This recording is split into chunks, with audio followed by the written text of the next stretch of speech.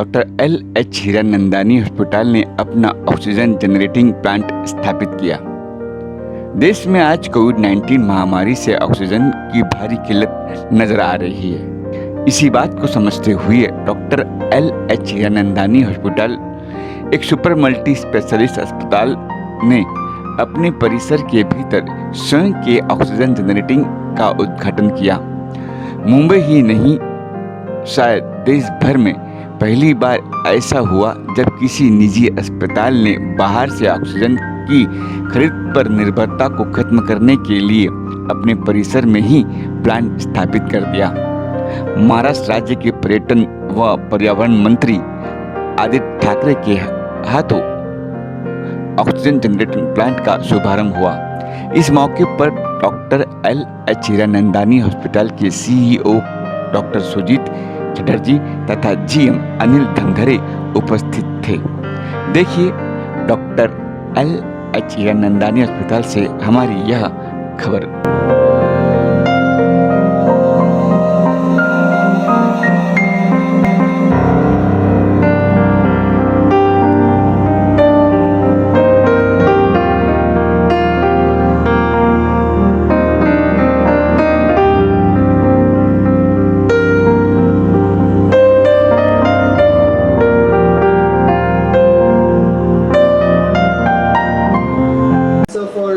Inviting me for this momentous occasion in the history of not just a city but for the country. To all those present here, I see Darshan ji, I see of course Niranjan ji, I see Dr. Chatterjee, I see Dr. Gupta. Let me tell you that I'm going to keep this very short because I know there are lots of people standing near the PSAs that I can see on the screen. I don't want them to stand for a long time. And I say this because normally in any VC or any inaugurations like this, we have the luxury of going a little further and obviously speaking more. But whenever I have interacted with Niranjan ji or Darshan ji, our time span of interaction, be it meeting or be it on the phone, has roughly been equal to, if the minutes of the meeting, if you see, they're roughly equal to the number of letters in Hiranandani and Thackeray put together. That's how much we speak, and we can go on about different topics, and we can go on and on about this. I was just speaking to Darshan ji the other day, and I was telling him one of the things I'm missing in terms of interacting with Niranjan ji normally is, I think this year, after he got COVID and then I got COVID, we have not met each other, and that's been quite a long time. I think it's about 5 or 6 months. But before that, throughout the last year and before that, I remember my first meeting when I took over as a minister, and then on we've met almost every month, at least once or twice every month, when we have a lockdown on the people and on non-essential services.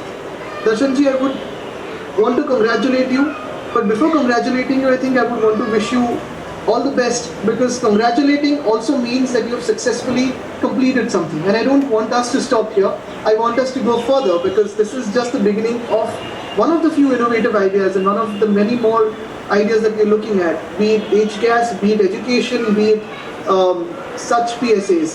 I think this is only a beginning. PSAs is something we're looking at across Maharashtra. We've floated it end of almost all hospitals. We're looking at private hospitals playing a major part that they have supported us with all throughout, because here is a moment in time where we cannot differentiate between private and public. Where there is a lack of oxygen, the virus isn't asking whether you are private or public. They aren't asking us whether you are a normal citizen or a government agency or a private agency. I think this is the time for all of us to not just come together as one human race, not as Homo sapiens, but as planet Earth, because all of us are learning to coexist better. I can see the image on my screen. The PSAs are not isolated from the trees behind it. They are a part of it. The PSAs are doing the job for the patients inside the hospital. The trees are doing the job for the people outside the hospital. I think this is a time for us as planet Earth to come together and realize that all of us are really a part of this one planet called nature. We cannot, a planet called Earth, a part of this whole system called nature. We cannot be different from each other. We are all together, and let's work for each other. Let's work for coexistence and move forward. Thank you. जय हिंद, जय महाराष्ट्र, वंदे मातरम। से oxygen generator plant है। इसमें ऐसे ये नई technique है और ये ऑन साइट ऑक्सीजन की कमी को पूरा कर सकता है। यहाँ पे मशीनरी है, कंप्रेसर, एयर रिसीवर टैंक, उसके बाद जियोलाइट चेम्बर्स है। जियोलाइट चेम्बर्स में ऑक्सीजन प्यूरीफाई और सेपरेट होता है और बाकी इम्प्योर गैसेस को ये एटमॉस्फेयर में डिस्कार्ड कर देता है।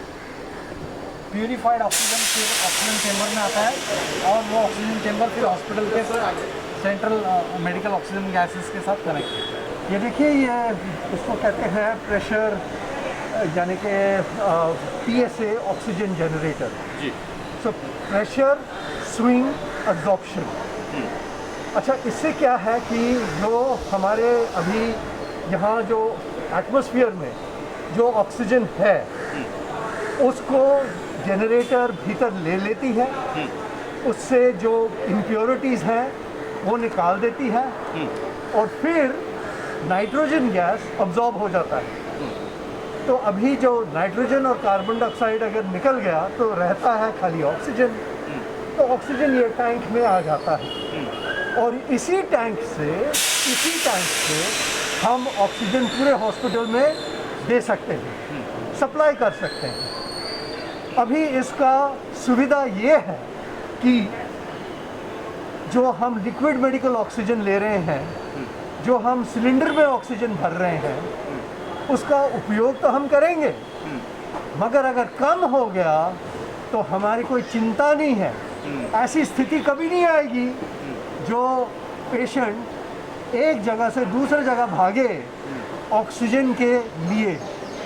ये ना हमारे शहर में होगा, ये हमारे महाराष्ट्र में नहीं होगा और हमारे हिंदुस्तान में नहीं होगा, क्योंकि सब हॉस्पिटल हमारे जैसे ये लगाने वाले हैं।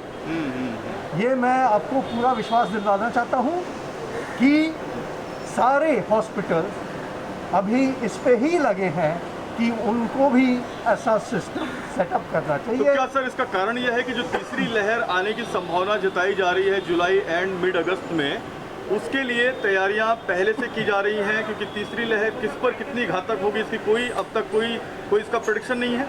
आप सही बात कह रहे हैं। जो तीसरी जो लहर है वो कितना घातक हो सकता है ये किसी के तुलना में नहीं है, मगर आज के तारीख में लोग कह रहे हैं कि बच्चों को ये शायद इफ़ेक्ट करे, मगर खाली बच्चों को तो नहीं होगा, सबको ही होगा। अगर लहर आए तो लहर आएगा तो उसके लिए हमें तैयार होना चाहिए। तो इसीलिए ये तैयारी है ताकि ये जो इनबिल्ट ऑक्सीजन आप बना रहे हैं वो आपके 244 बेड को अवेलेबल हो पाए। हाँ ज़रूर, 244 बेड अवेलेबल हो पाए और ICU में high flow nasal cannula oxygen जो हम व्यवहार करते हैं, जो हम इस्तेमाल करते हैं, उसमें कोई कमी नहीं पड़ेगी।